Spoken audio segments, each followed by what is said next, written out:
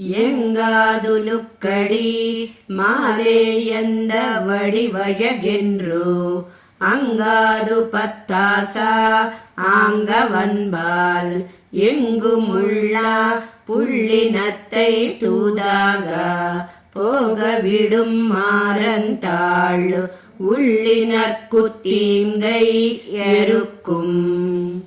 యంగానల్ అనే దశకంలో తిరుమూజిక్కళ్ళం అనే దివ్యదేశంలోని పెరుమాళ్లను వర్ణిస్తూ ఆళ్వార్లు నాయికా అవస్థలో పక్షులను రాయబారంగా పంపే భావనలో వర్ణిస్తున్నారు.